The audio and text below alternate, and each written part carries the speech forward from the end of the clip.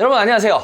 이상하게 이게 지금 장마가 아닌가? 여러분들 지금 헷갈리시죠? 장마 아닌 듯한 장마라고 하기엔 뭐한 이 비 이렇게 날씨 장마도 더위에 또 장마에 또 장마 같은데 또 다시 더위에 이럴 때 건강이 정말 많이 상합니다. 뭐든지 건강하셔야지만 여러분들이 다 잘할 수 있어요. 건강 특히나 신경 쓰시고 이제 또 휴가 시작되잖아요. 일 앉아 떠나라 쉬어라 물론 놀러 가는 것도 또 휴가일 수도 있지만 또 예를 들어서 자기 발전을 위해서 투자할 수도 있는 거고 하여튼 어쨌거나 휴가 시간이 이제 점점 다가오고 있으니까요. 여러분들 잘 쓰시길 바라고요. 항상 여러분들 저희 메일 주시는 거 알고 있죠? 여러분들 메일 요즘 많이 주시는데 너무 감사하고요. 저 깜짝 놀랐어요. 제가 예전에 방송할 때도 이런 걸 못 느꼈거든요. 근데 유튜브를 시작하고 나서 점점 시간이 가면서 요즘 이제 강의를 할 때 특히 이번 강의에서도 그런 말들이 많았는데 그냥 유튜브를 이렇게 보시는 시청자들이신데 강의를 모셔가지고 유튜브를 통해가지고 상당히 많이 도움을 많이 받았다. 수익을 좀 많이 냈다. 감사하다. 이런 분들이 너무 많으셨어요. 정말 너무 감사해요. 대접하려고 막 그러시는 분들도 많았는데 여러분 저는 여러분들이 잘 되셔서 여러분들 돈 많이 버십시오. 그게 저한테는 가장 큰 선물입니다. 여러분들이 잘하시고 여러분들이 돈 많이 버시고 그러시면 되는 거예요. 그러고 나서 그 돈을 또 잘 지키시고 그렇게 해서 더 발전하는, 그러니까 개인 투자자도 제대로 투자라는 걸 시작할 수 있는 그런 거를 하셨으면 그게 저한테 가장 큰 선물을 주신 겁니다. 여러분들 하여튼 열심히 하시기 바라고요. 매일 많이 주시기 바라고요. 그래요. 오늘도 열심히 출발을 해보겠습니다.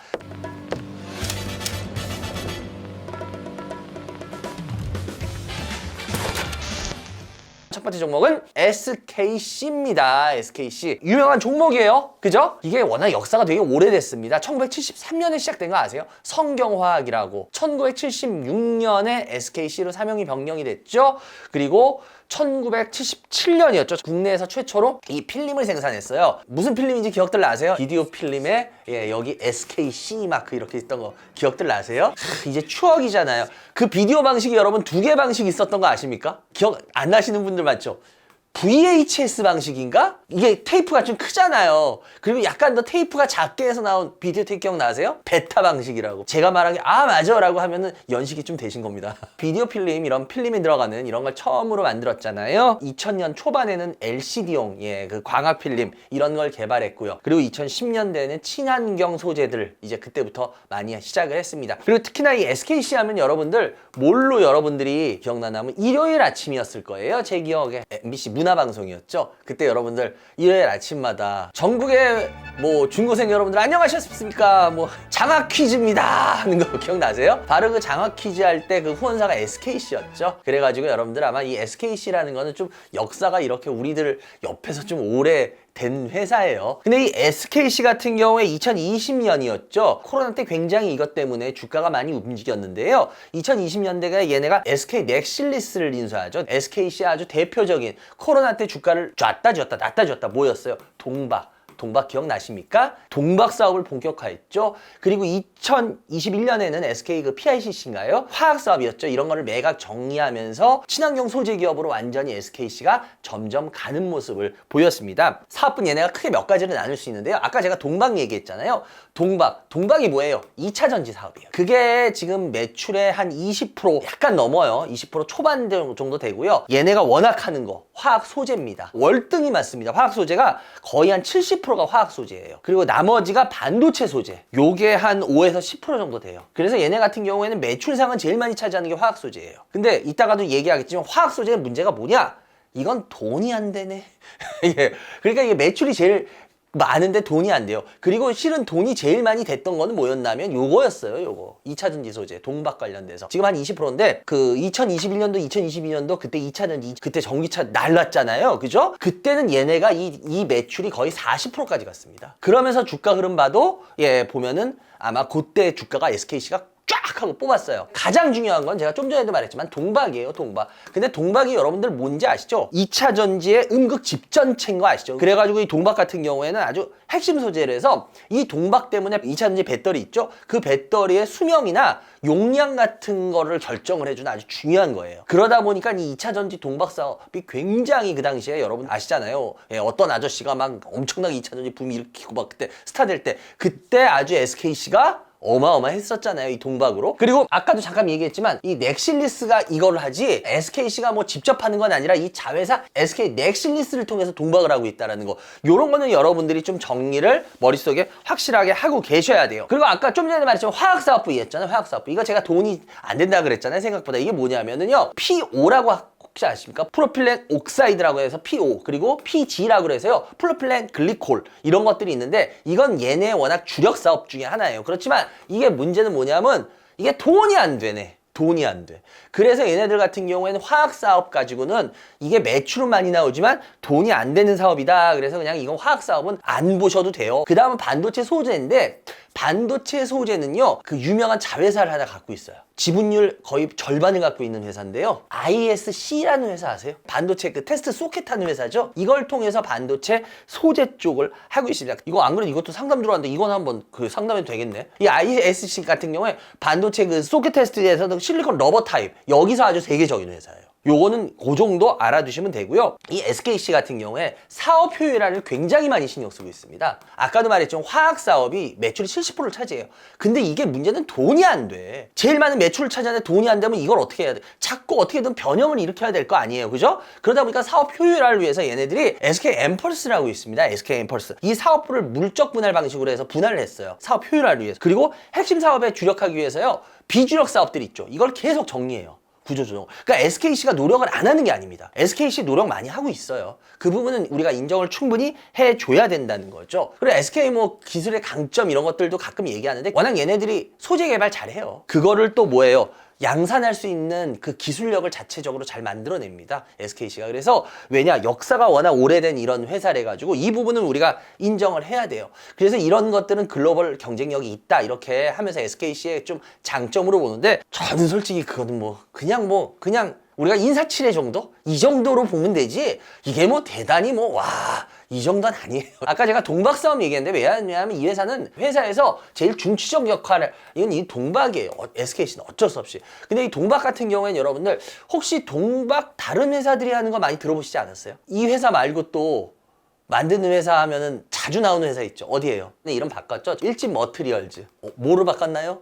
롯데 에너지 머티리얼즈로 바뀌었죠. 롯데로 넘어서. 그리고 또 어떤 회사 있어요? 솔루스 첨단 소재라는 회사가 아주 이 동박에서는 경쟁사죠. 그리고 아까도 그 필름 잠깐 얘기했는데요. 필름 같은 경우에는 코롱 인더스트리, 그리고 효성 첨단 소재. 얘네들 하는 분야들이 보면은 자기네들의 어떤 독보적인 분야는 아니에요. 경쟁들이 좀 다 어느 정도 있는 분야입니다, SKC. 그래서 얘네들 사업 내용이 실은 매력적인 부분은 분명히 있는데, 보면은 이게 독점이나 이러면 좋은데, 그러면 얘네들 주가에 상당히 많은 영향을 미칠 텐데 경쟁 체제들이에요. 그래서 그런 부분은 좀 약한 부분이 있어요. 그리고 여러분들 우리 2차전지 나왔으니까 2차전지 산업에 대한 얘기를 좀 안 할 수는 없을 것 같은데, 여러분들 2차전지 산업 지금 어렵다는 거 다 아시죠? 전기차 캐즘 어려움 갔는데, 근데 제가 저번에도 한번 이런 얘기 드렸을 거예요. 이제 전기차, 예를 들어서 2차전지나 전기차 이런 쪽 분야들 최악의 시기는 지나고 있습니다 라는 얘기를 제가 여러 번 드렸을 거예요. 그죠? 그리고 요즘 주가 보면 이제 바닥에서 점점 조금씩 올라오는 모습 보이죠.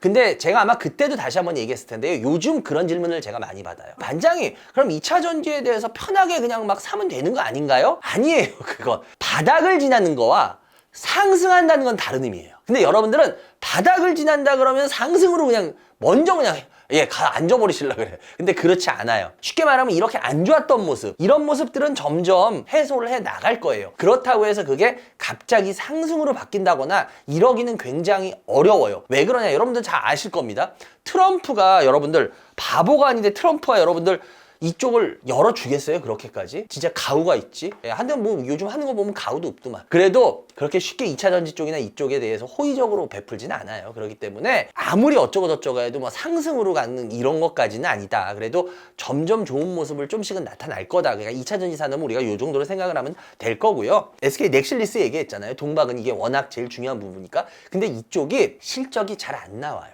더군다나. 왜? 2차전지 이렇게 어려우니까 실적이 나오겠습니까? 얘네들 그 정읍의 공장 있잖아요. 돌리면 돌릴수록 원가 부담이 커져요. 원가 부담이 커지면 수익이 많이 나겠습니까? 안 나겠습니까? 아니 당연히 안 줄죠. 그리고 얘네 말레이시아 공장 아시죠? 거기도 가동이 많이 되겠습니까? 아니 동박이 잘 팔려야지. 아닌데 무슨 잘 돌겠어? 잘 안 돌 거 아니야. 그럼 어떻게 되겠습니까? 그럼 적자가 쌓이죠. 그래서 얘네들이 작년에 동박 부분에서만 약 1,400억의 적자가 납니다. 굉장히 크게 적자가 나죠. 그렇기 때문에 2차 전지 때는 어때요? 코로나 때는 그것 때문에 주가가 올랐는데 오히려 이제는 그것 때문에 주가가 안 가든 아주 아이러니한데요.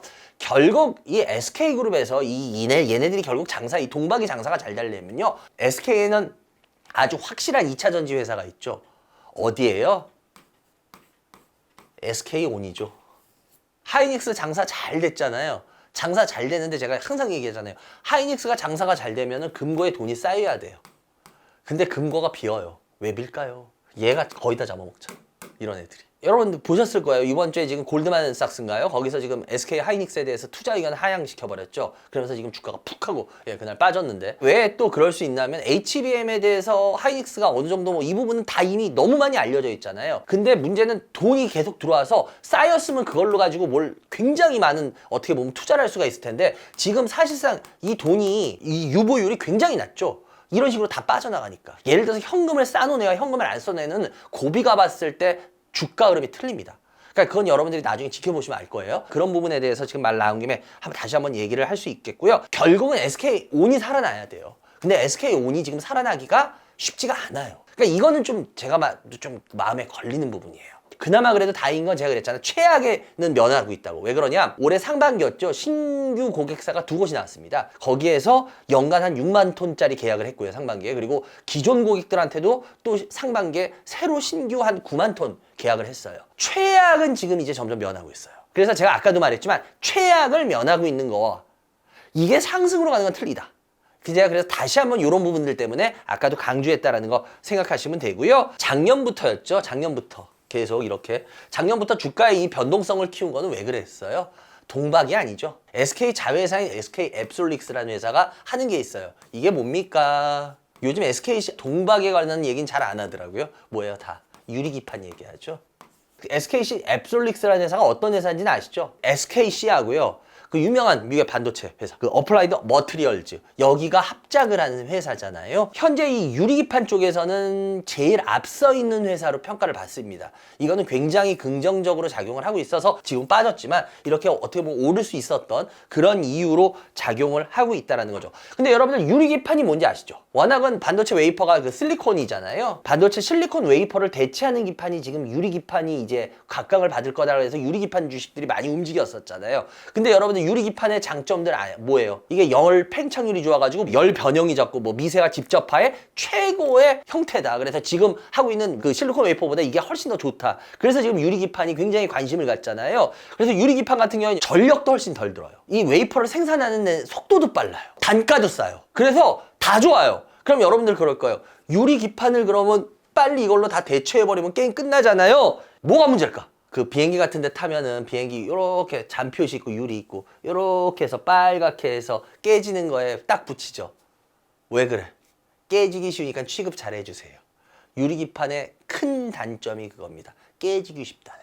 근데 이거를 해결을 못하고 있어요. 근데 이거에 대해서 말이 좀 많죠. 방송이나 이런 데 보면 이런 거에 대해서 뭐 곧 해결될 거다 그렇게 얘기하시는데 생각같이 이게 그렇게 빨리 해결은 안 될 거예요. 왜냐하면 지금 기술력으로 이걸 그렇게 쉽게는 안 됩니다. 공부해 보시면 아마 그 부분은 아실 건데 회사에서 말하는 것 같이 그렇게 빠르진 못할 거예요. 요 부분은 조금 여러분 시간이 걸리는 겁니다. 그래서 제가 솔직히 작년에도 SKC가 유리기판 이런 것 때문에 주가가 막 이렇게 올라가고 움직일 때 야 이게 위험한데 라는 생각을 솔직히 되게 많이 했어요. 왜 그러냐면 뭐 주가가 여기서 더 갈 수 있었겠죠. 그렇지만 저 뭐 타임머신 없는데 모르죠. 그렇지만 문제는 뭐냐, 이 유리기판이라는 것 자체가 실은 그렇게 쉽게 빨리 해결되는 문제가 아니에요. 깨진다는 이 너무 큰 단점을. 그런데 사람들이 보면 너무 쉽게들 생각을 해요. 그리고 왜 AI 가속기에 이게 많이 쓰일 수 있기 때문에 그 AI 때문에 너무 여기에만 열중돼 있어서 얘 단점을 너무 우습게 본다라는 거예요.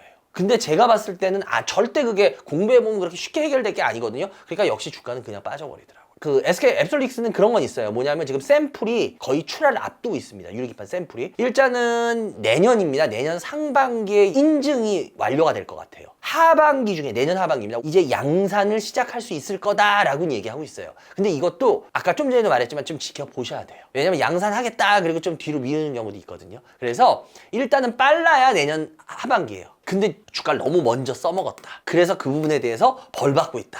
이렇게 보셔야 될 것 같고요. 긍정적인 거라는 건 또 이런 것도 있겠죠. 칩스법 아시죠? 뭐 지금 트럼프 때문에 뭐 된다 안 된다 뭐 칩스법 말 많은데요. 얘네 같은 경우에 칩스법 같은 경우에 총 7,500만 달러 정도를 보조받을 수 있을 거라 그러는데 이게 뭐 날라간다 뭐 이러는데 얘네가 올해 5월이었죠. 1차로 이미 4천만 불을 받았습니다. 이미 받아가지고 수령이 완료가 됐습니다. 이런 부분에 대해서도 생각은 좀 해보셔야 돼요. 주봉이나 월봉을 잘 보시면은요. SKC가 워낙은 보통은 그냥 요 정도에서 잠자던 회사인데 코로나 아까 얘기했잖아요. 동박 때문에 주가가 이렇게 뛰었었던 거예요. 그러다가 동박 붐이 다시 빠지죠. 그리고 나서 아까도 말했지만 뭐예요? 유리기판들 때문에 주가가 또 움직인 거야. 근데 또 다시 빠지고 있어. 어떤 공통점들이 있죠. 어떤 이슈들 때문에 쭉 한번 오르고 나면 그게 그렇게 쉽게 빨리빨리 안 된다는 것 때문에 실망 매물들이 이렇게 터져요. 다시 말해서 이건 실망 매물이 어느 정도 터지고 나면은 왜? 얘는 기본빵 이상을 하는 회사예요. 그렇기 때문에 그러고 나면 주가가 다시 또 어느 정도 또 올라와요. 나중에 보면. 제가 그런 얘기를 합니다. 주식은 우리한테 많은 이야기를 나눠줘요. 얘는 어떻게 보면 자기에 대해서 얘는 소개를 하고 있어요. 나는 이런 주식이야. 그러니까 좀 너희가 영리하게 나를 좀 잘 이용해. 무리하게 하지 말고 이런 식으로 우리한테 어떻게 보면 얘는 사인을 준 거일 수도 있어요. 그렇기 때문에 그걸 이용하면서 이용해 보신다면은 오히려 여러분들 위기를 반대로 기회를 또 이용할 수도 있는 그럴 수도 있다라고 보여집니다. 그래서 제가 봤을 땐 이거 갖고 계신 분들 여기서 뭐 조금 더 빠지거나 뭐 해도 그렇게 큰 의미는 뭐 두기가 어렵지 않겠냐. 그렇다면 차라리 갖고 계시는 게 더 낫지 않겠냐라는 말씀을 드려보겠습니다. 다음 종목은 여러분들 파미셀입니다. 파미셀은 은근히 여러분들이 주식 좀 하신 분들 많이 아시는 종목 중에 하나죠. 파미셀 같은 경우에 여러분 이게 역사가 되게 오래됐습니다. 1968년도에 시작한 회사예요. 1968년도에요. 유아통상이라는 회사로 시작을 했습니다. 그러다가 이 회사가 상장을 언제 했냐? 1988년도에 코스피에 상장을 했습니다. 1988년도에 코스피에 상장을 할 수밖에 없겠죠. 왜냐? 우리나라 코스닥 시장이 생긴 건 96년인가 생겼죠. 그러니까 그때는 코스피 하나였습니다. 그래서 코스피 시장에 상장을 했고요. 파미셀이라는 건 2011년도에 파미셀로 사명을 바꾼 겁니다. 그 전까지는 유아통상이었어요. 파미셀은 워낙은 바이오 기업이었어요. 그래서 예전에 주식하시던 분은 파미셀이 바이오 기업으로 되게 유명한 회사로 항상 기억을 하십니다. 이게 왜 그러냐면은 2011년도에 했죠. 2011년도에 전 세계에서 최초로 줄기세포 치료제 허가를 받은 게 파미셀입니다. 여러분 아마 그 이름만 들어보셔도 기억나실 텐데요. 하티셀그램이라고 기억나십니까? 하티셀그램. 줄기세포 바이오 하면은 항상 쫓아다니는 회사 중에 하나가 파미셀이에요. 그래서 옛날부터 이 줄기세포 관련된 주식하시는 분들은 파미셀이 거의 입에 배 있는 회사 중에 하나인 만큼 유명하죠. 근데 얘네 같은 경우는 허혈성 그 심장질환 치료제였죠. 근데 이 허혈성 심장질환 치료제인데 어땠나요? 엄청 기대 컸어요. 그런데 이제 시간이 지나면서 어떻게 됐어요? 성과가 나왔습니까? 안 나왔습니까? 안 나왔죠. 그러니까 우리나라 신약들이 대체적으로 보면 참 안타까운 게 뭐냐면 우리나라 신약들이 없는 건 아니에요. 가끔씩 그래 몇 년 안에 있잖아요. 그죠? 근데 솔직히 신약들 치고 거의 성과가 좋았던 신약은 거의 없습니다. 몇 개 안 돼요. 우리나라 요 신약분의 이런 부분은 좀 생각을 해 보셔야 돼요. 신약은 아시잖아요. 없던 약들이기 때문에 하게 되면 이거 특허권을 오래 보전해 줍니다. 그래서 그 기간 동안 얘네가 그냥 혼자 다 해먹고 사는 거야. 근데 문제는 뭐냐? 그렇게 해서 이게 시장성이 쭉쭉 치고 나가야 되는데 우리나라 신약들이 안타까운 게 뭐냐면은 시장성을 그렇게 좋게 보이는 신약이 거의 몇 개 없어요. 그러다 보니까 우리나라 신약이 개발은 되지만 신약 개발된 거에 비하면 훨씬 효과가 안 나타나는 부분이에요. 그래서 이런 부분들은 좀 우리가 앞으로도 개선을 해야 되고요. 현재 얘네들 바이오 기업은 한 4가지로 가고 있죠. 뭐냐? 줄기세포 그 치료제 개발하는 거, 그리고 줄기세포 보관 사업하는 거, 그리고 이거 줄기세포 신호화 기술을 이전해주고 솔루션 이렇게 이전해주고 이런 쪽, 그리고 마지막은 이 줄기세포를 이용한 화장품 쪽 이렇게 하고 있는데요. 4가지나 하고 해서 되게 막 좋을 것 같죠. 근데 별볼이 없습니다, 이쪽은. 예. 그리고 현재 임상 중인 것들이 있죠. 셀그램 LC라고 해가지고요. 이 알코올성 간 경병 치료제. 그거 파이프라인 갖고 있고요. 만성 신장질환 치료제. 그래가지고 얘네가 셀그램 그 CKD라고 있어요. 그리고 발기부전 치료제. 이런 것들을 지금 파이프라인으로 돌리고 있는데 솔직하게 말하자면 이런 거 주목 못 받아요. 이 회사 같은 경우에 이제 바이오라는 부분은 이제 거의 띄어내셔야 될 것 같아요. 그래서 이따가도 얘기하겠지만 얘네들은 이거보다는 바로 바이오 케미컬 회사로 보셔야 되죠. 쉽게 말하면 정밀 화학 제품을 만드는 회사인데요. 2012년도에 그 ID 비케미라고 있습니다. 정밀 화학 제품을 만드는 그 회사를 인수하면서 시작됐어요. 이 바이오 케미컬은 2012년도에 이때부터 이제 이 회사는 바이오 케미컬로 완전히 바뀝니다. 그래서 이 회사의 매출의 거의 98인가 99%가 이 바이오 케미컬에서 나와요.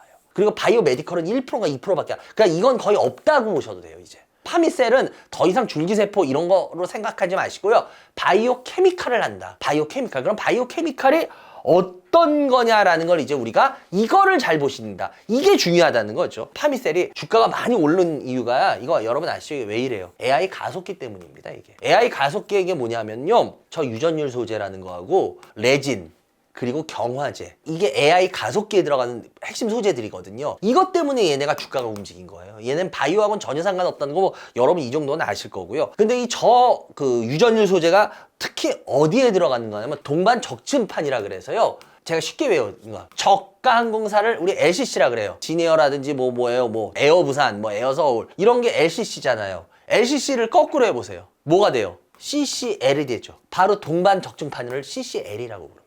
바로 이 동반 적층판 이게 바로 AI 가속기에 들어가는 핵심 소재 중에 하나예요. 근데 얘네가 동반 적층판 CCL을 하는 게 아니라 저유전율 소재 있죠. 이게 여기에 들어가는 거예요. 그러니까 쉽게 말하면 이게 AI 가속기라든지 5G 네트워크 이런 거에 아주 핵심 소재거든요. CCL이. 그런데 저유전율 소재라는 게 뭐냐면요. AI 같은 거 하려면 어때요? 자료라든지 이런 게 정보가 엄청나게 빨리 왔다 갔다 해야 돼요. 그러니까 쉽게 말하면 이런 게 고속신호예요.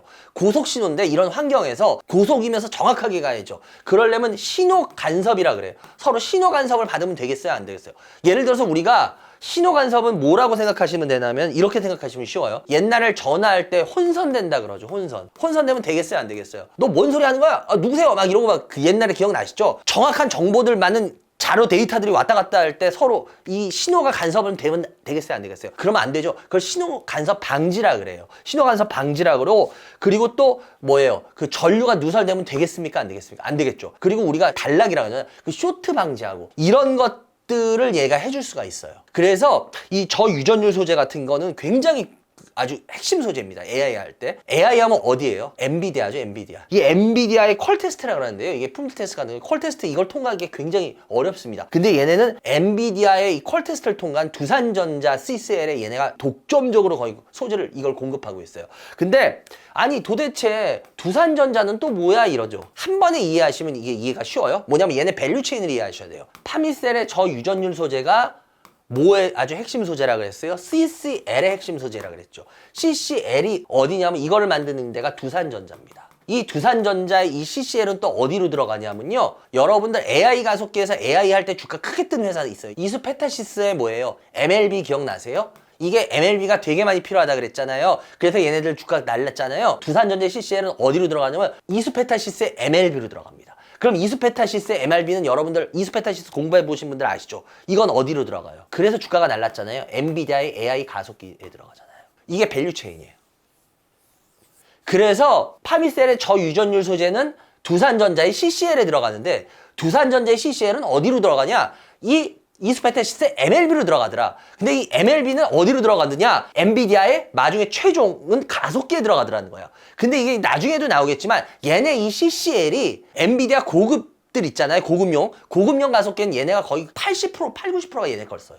그러기 때문에 얘네가 대단한 거예요. 그러니까 이 부분에 있어서 여러분들이 이걸 확실하게 알고 있어요. 그래서 아까 제가 그 저유전율 소재하고 또 뭐라 그랬어요? 레진 및 경화제라 그랬잖아요. 이 레진이 뭐냐면 절연층하고 접착제 역할을 하는 거거든요, 레진이. 그리고 경화제는 뭐냐면 이 레진 성능을 이렇게 더 업그레이드 시켜주는 거예요. 근데 이것도 얘네들이 어디 들어가냐? CCL에 들어가는 거예요, 두산전자. 근데 얘네들이 이거를 두산전자하고 10년 동안에 같이 공동 개발한 거예요.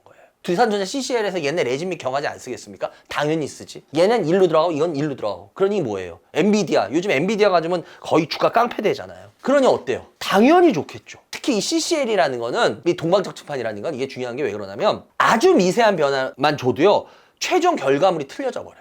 그래서 고객이 요구하는 그런 어떤 스펙을 맞춰준다는 게 굉장히 어렵습니다. 그래서 이건 진입장벽이 굉장히 높아요. CCL을 제대로 하는 회사는 거의 없습니다. 그리고 또 하나 고객들은 뭐냐면 쉽게 말하면 엔비디아도 마찬가지예요.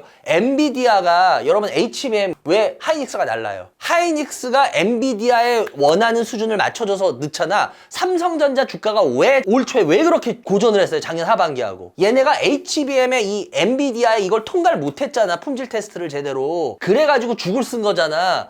그래가지고 고객사에서도 쉽게 말하면 왜 삼성전자하고 이렇게 해가지고 뭐 예를 들어서 2밴드, 3밴드 하면은 엔비디아도 좋은데 왜 어쩔 수 없이 하이닉스 쓰겠어? 자기네가 원하는 수준을 못 맞춰주잖아, 삼성이. 그래서 그랬던 거잖아. 그런데 보세요. 쉽게 말하면 얘네들도 워낙 자기네 이 AI 가속기 이런 것들은 품질이 중요하단 말이야. 함부로 자기네가 납품한 애들을 못 바꿔요. 납품했다가 얘 꽝 되면 큰일 나. 그렇기 때문에 쉽게 말하면 이쪽은요, 서로 간에 한번 맺으면 이게 묶여있는 게 되게 강하기도 해요. 그래서 이 CCL 이 부분을 제가 왜 중요시했냐면 작년 11월에 엔비디아의 최신 AI 가속기가 뭐였어요? 블랙웰 나온 거 기억나시죠? 블랙웰에서도 두산전자 CCL이 굉장히 많이 쓰였어요. 근데 이게 또 왜 중요하냐? 지금 엔비디아 블랙웰 다음 버전으로 나오고 있는 게 뭔지 아세요? 그쪽 공부 좀만 해보신 분 알잖아. 루빈이라 그러죠, 루빈. 이 루빈에서도 얘네가 이 CCL 이게 거의 독점적 위치를 차지할 것 같아요. 그래서 이 부분들 절대 쉽게 보면 안 돼요. 그러면 이 CCL이 결국 잘 된다는 소리는 뭐냐? 제가 아까도 그랬잖아. 파미셀의 이쪽이 계속 잘 된다는 소리는 돼요. 두산전자 CCL에 대해서 우리가 지금 많은 얘기를 하고 있는 이유는 얘네는 여기 들어가는 핵심 소재들이거든. 저유전율 소재, 레진, 경화제. 이게 다 일로 들어간단 말이야. 그러니까 얘가 잘 되면 얘는 그냥 잘 되는 거야. 그렇기 때문에 얘가 잘 될 건지에 대해서 계속 지켜봐야 돼요. 그럼 두산전자 CCL에 경쟁 업체는 없냐? 1번 업체 있어요. 어디야? 미쓰비시 케미컬이라고 있어요. 이 미쓰비시 케미컬에 대해서 이 글로벌 점유율을 보잖아요. 분명히 말씀드릴게요. 두산전자보다 CCL에서 미쓰비시 케미컬이 더 높습니다.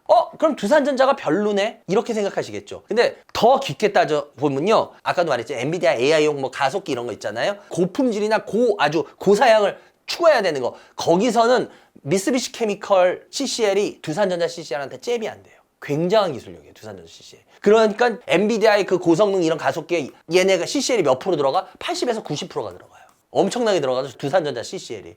그래서 앞으로도 계속 얘네 걸 가져다 쓸 가능성이 굉장히 커요.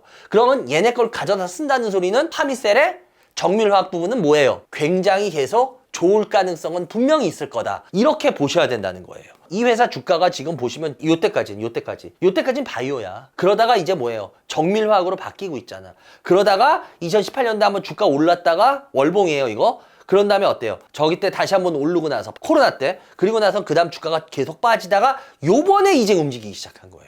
요번에 올해 들어와서. 그렇기 때문에 얘네가 지금 실은 한번 주가가 움직이면 꽤 많이 올라요. 얘네 특징은. 일봉으로 다시 보여드리면 이게 굉장히 커 보일 수는 있어요. 커 보일 수 있는데 뭐 작은 건 아니에요. 왜? 이때부터 지금 계속 올라온 거니까. 근데 문제는 뭐냐? 여기서 조정이 충분히 나올 수도 있겠죠. 흐름이. 근데 아까도 말씀드렸지만 뭐야? 제가 그래서 두산전자 CCL에 대해서 계속 강하게 얘기했던 게 그거예요. 두산전자 CCL이 아주 확고하게 받쳐주면 얘는 오히려 주가가 빠지고 나면은 다시 월봉으로 들어가 보죠. 옛날에 비해서 비교했을 때 어때요, 주가가? 굉장히 많이 오른 건가요? 아닌단 말이야. 그러니까 오히려 조정이 나와주면 더 여러분들 이거 괜찮아지는 거네? 이렇게 보실 수도 있는 거라는 소리가 돼요. 올라가는데 따라간다? 싼 가격에서 지금 갖고 계신 분들도 있던데 싼 가격에 갖고 계신 분이라면 상관이 없지만 처음에 들어가시는 분들이라면 그런 모험을 걸 필요가 있겠냐라는 거예요. 그래서 이거 나쁘진 않겠지만 그렇다고 해서 너무 또 긍정적으로 해서 뭐 급하게 하셔야 될 그런 애들은 아니다. 그러니까 갖고 계신 분들은 거기에 맞춰서 생각을 좀 잘해보시면 되지 않겠냐? 이렇게 말씀을 드려보겠습니다. 여러분 다음 종목입니다. 오늘의 다음 종목은요. 클래시스입니다. 클래시스에 대해서 여러분들이 되게 궁금해하시는 분들이 은근 되게 많더라고요. 특히나 여러분들이 더 궁금해하실 수밖에 없는 게 미용 레이저 기계에서 우리나라 사실상 얘가 대표주였죠. 대장주죠. 그렇기 때문에 뭐 다른 애들이 물론 후발주자로 그랬지만 클래시스가 제일 대장주인 건 맞습니다. 그래서 클래시스에 대한 질문들이 안 들어올 수가 없었죠. 클래시스 같은 경우에는 여러분들 2007년도에 창업한 회사죠. 미용 의료기기 회사라는 거. 아까 좀 전에도 말했지만 거의 우리나라에서 대표적인 미용 레이저 기계 회사잖아요. 근데 얘네들은 특히나 최대 주주가 유명하죠. 최대 주주가 이따가도 얘기 나오겠지만 누굽니까? 바로 베인캐피탈이죠. 베인캐피탈 산하의 투자조합이 얘네들의 지분 거의 60%를 잡고 있습니다. 그러니까 2022년이라는 거 잘 기억해 두시고요. 그리고 일단 얘네 같은 경우에 사업 구전 여러분들 잘 아실 거예요. 미용 레이저 기계 파는 회사잖아요. 그리고 혹시 해보신 분들 많이 아시죠? 레이저 기계 하려면 그냥 레이저 빙 하고 나가는 게 아니라 레이저 틱이라는 게 있어요. 틱. 그 틱이라는 게 그거 하나 까잖아요. 그럼 그 틱은 한 번 깠을 때 다 써야 돼요. 모르셨죠? 또 근데 그 기계 회사에서 나온 레이저 틱을 꼭 써야 돼요. 다른 데 걸 잘 보세요. 그래서 보통 보면 레이저 기계를 팔아가지고 나오는 매출이 45%. 그러고 지금은 그 레이저 들어가는 소모품들 있잖아요. 틱 같은 거. 이런 걸 들어가는 게 55%예요. 맨 처음에는 이런 회사들은 레이저 장비들 있잖아요. 그거 매출이 훨씬 커요. 그리고 좀 전에 말했던 그런 소모품들, 이런 것들 매출은 요만큼이야. 왜? 당연하지. 맨 처음에 장비가 깔려있고 어느 정도 시간이 지나야 소모품들이 계속 쓰여질 거 아니야. 근데 시간이 지나면 점점 어떻게 되겠어요? 장비는 작아지고 소모품은 커지고. 근데 이제는 이게 장비가 45, 소모품이 55. 쉽게 말하면 우리가 흔히 이렇게 생각하시면 돼요. 5대5를 넘어가기 시작하면은 이 회사는 그냥 굴러가요. 장비가 5가 넘을 때는 장비를 계속 파는데 주력을 해야 되기 때문에 장비가 안 팔리면 흔들릴 수가 있어요, 회사가. 그런데 소모품이 50%가 넘어갔다는 소리는 뭐예요? 얘네 장비가 깔려 있었다는 소리예요. 그만큼이 많이. 제가 좀 전에도 그랬잖아요. 얘네 장비가 깔리면 얘네 소모품만 써야 된다고. 그러면 얘네 장비가 많이 깔려 있으니까 기본빵 어떻게 돌아가겠어요? 안 돌아가겠어요? 돌아가겠죠.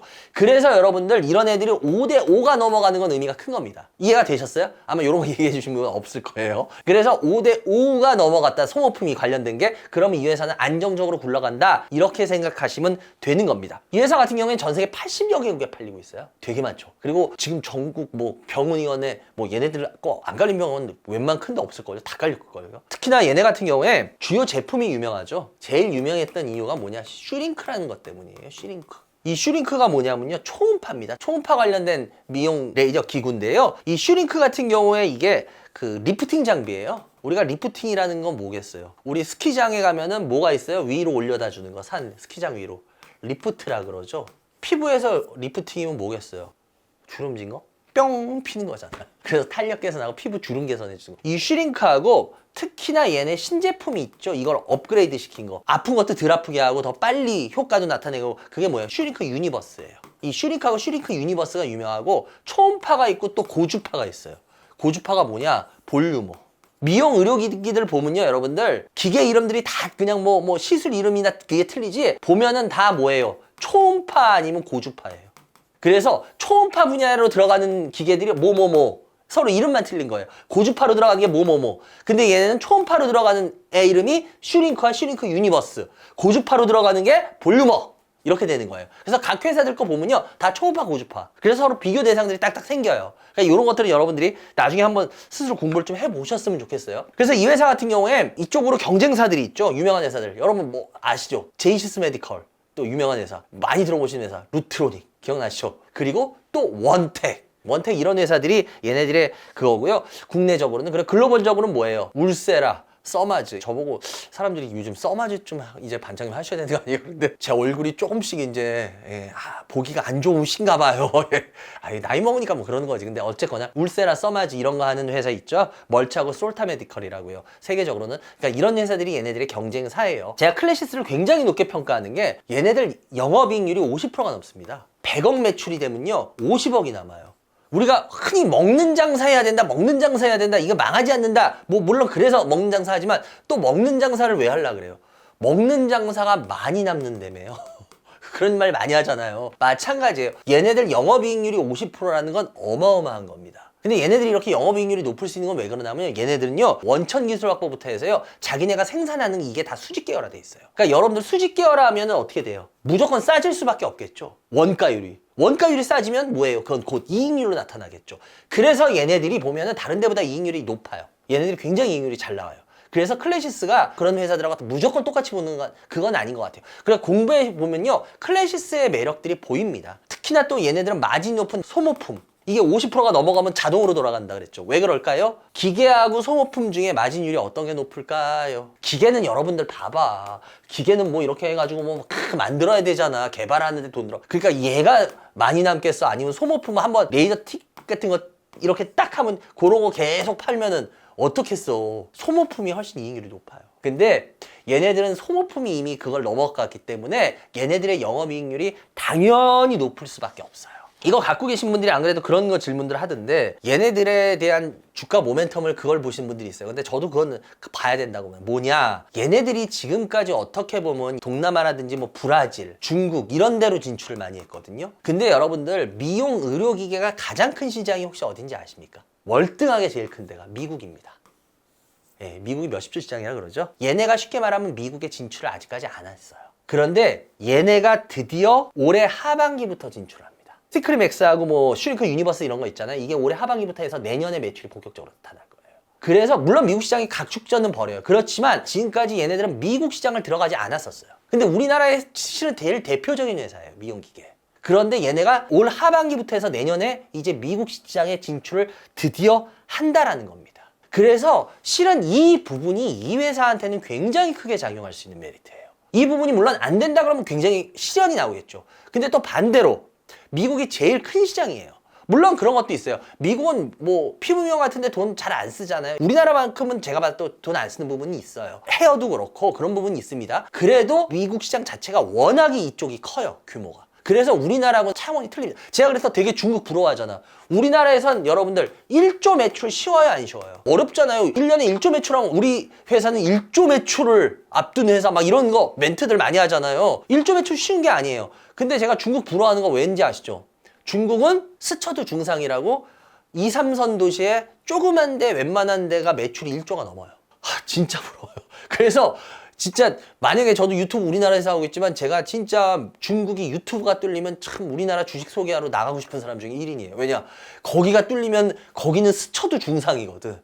거기는 아마 구독자가 한 번에 들어오면 아마 몇 천에서 몇만이 들어올걸? 한 번에? 어쨌거나 시장 규모 사이즈가 틀리기 때문이야. 근데 제가 이런 부분을 높이 평가하는 게 왜 그러냐? 미국이 이제 뚫리기 시작하면은 이 부분은 우리가 지켜봐야 되지 않겠냐 이런 생각을 하고 있어요. 그리고 여러분들 한국의 뷰티 산업들의 경쟁력은 아시잖아요. 제가 뭐 말 안 해도 아시잖아요. 아직까지도 매력은 계속 있다라고 봐야 되고요. 그러면 클래시스 주가가 좀 주춤주춤한 부분도 있어요. 왜 그럴까? 아까 제가 잘 기억하라 그랬죠. 얘네 대주주가 누구예요? 베인캐피탈이에요. 베인캐피탈은 결국 사모펀드입니다. 사모펀드들은 여러분들 결국은 뭐 여러분들 요번에 뭐 저기 뭐예요 그 홈프로스 사태 기억나시죠? 결국 사모펀드는요 회사를 끝까지 운영하는 게 아니라 회사를 잘 해가지고 좋은 값 먹고 파는 게 얘네들의 거의 목적입니다. 2022년도 4월에 인수가 됐거든요. 근데 보통 얘네가 한 5년에서 뭐 6년, 7년, 8년 요때 이제 엑시트를 해요. 아웃을 해요. 그러면 2022년이면은 대충 5년 더하면 2027년. 2027년부터는 얘네가 쉽게 말하면은 그 대주주가 팔고 나갈 가능성도 있어요. 근데 만약에 제가 그랬잖아요. 미국 시장이 올해 하반기부터잖아요. 그리고 내년에 본격 진출이죠. 그럼 얘네가 2027년부터는 계속 나갈 수 있다라고 한다면 이건 그냥 제 뇌피셜이에요. 그러니까 여러분들 또 이 말에 이 반장한테 이런 말 하지 마세요, 여러분들. 뇌피셜에 대해서 얘기했는데 그거에 대해서 뭐까지 책임져라. 그럼 여러분들 누가 방송합니까? 뇌피셜에 있어서 제가 여러분들한테 분명히 말씀드리면 얘네들 같은 경우에 제가 만약에 베인캐피탈이라면 미국 시장이 제일 큰 시장이란 말이야. 근데 올 하반기부터 해서 내년부터 본격적인 매출이 이제 시작될 수 있단 말이야. 근데 2027년, 8년부터 나갈 수 있단 말이야. 언제든지. 기존 그냥 사모펀드의 스탠스를 보면. 그러면은 미국 시장에 있어서 성공을 시켜서 얘네를 더 업그레이드 시킨 다음에 좋은 가격을 받고 팔려고 하지 않을까요? 망치고 싼 가격에 팔까요? 전 그러진 않을 것 같아요. 그러니까 이건 어디까지 해서 내피셜이라고 한 거야. 그래서 얘네 같은 경우에 제가 왜 이 얘기를 하냐면 제가 아까 얘네들의 경쟁사들이 있다 그랬죠. 그 중에 하나가 어디예요? 여러분 아시죠? 원택 기억하시죠? 원택? 주봉을 보면 더 확실하게. 원택 같은 경우에는 주가가 어때요? 쭉 하고 한번 올렸다가 그 다음에 쫙 밀렸다가 올해 극적으로 다시 반등을 하고 있어요. 그런데 만약에 여러분이 그냥 어떤 하나를 골라야 된다 그럴게요. 클래시스는 어떻습니까? 예를 들어서 여러분이 직원을 뽑을 때 물론 뭐 자기 나름이겠죠. 너무 막 기름 화복을 너무 심하게 겪은 직원을 선호하시겠어요? 아니면 그래도 그냥 정통 코스를 잘 밟은 친구를 하겠어요? 물론 뭐 아닌 전자를 뽑는 회사도 있겠죠. 근데 대부분의 우리나라에서 인사제도 할 때 그런 거 얘기 많이 나오잖아요. 어때요? 코스를 제대로 평탄하게 밟은 사람들을 더 선호한다는 얘기를 많이 하죠. 똑같은 거예요, 여러분들. 클래시스는 그렇게까지 뭐 확 하면서 무슨 뭐 큰 변동을 주는 회사가 아니에요. 안전하게 흘러가요. 그리고 다시 한번 윈텍 한번 보시죠. 완전히 틀린 모습이죠. 저희가 봤을 때는 이 부분에 있어서 클래시스 지금 요번에 질문들 좀 들어왔는데 저는 과연 이 클래시스의 이 주가 모습이 혹시 흔들린다라고 하더라도 이게 그렇게 무서워할 부분이야. 물론 외국인들이 지분 뭐 좀 팔고 하는 부분이 있어요. 그렇지만 그렇게 하더라도 이거는 다시 나중에 조정을 받으면 왜 아까도 말했지만 그 미국 부분이 어떻게 될지를 지켜봐야 되기 때문에 그런 부분에 맞춰서 포인트를 본다 그러면은 또 나중에 조정이 있다 그러면은 좋은 기회를 주는 조정이 될 수도 있지 않겠냐 이런 생각을 가져봅니다. 그래서 거기에 맞춰서 대응을 하시면은 되지 않을까라는 생각을 가져봅니다. 그래요. 여러분 오늘 또 세 종목 열심히 달렸고요. 하여튼 뭐 여러분들 날씨 더운데 아까도 말씀드렸지만 이제 휴가철 이제 시작되잖아요. 하여튼 여러분들 휴가도 어떻게 보면 좀 즐기실 수 있어야지 또 그거를 바탕으로 여러분들 일을 열심히 하시니까 여러분들 뭐든지 쉴 땐 쉬고 또 일할 땐 일하고 또 공부할 땐 공부하고 또 이렇게 하는 게 가장 좋잖아요. 그러니까 여러분들 좋은 휴가 시즌 들어가시기 바라고요. 그러려면 또 건강해야지. 이럴 때 또 감기 한번 된통 걸려버리면 병원 다니다가 휴가 다 보냅니다. 그러니까 여러분들 조심하시기 바라고요. 오늘 시청해주셔서 감사하고요. 전 또 다음 주에 여러분들을 찾아뵙겠습니다. 감사합니다.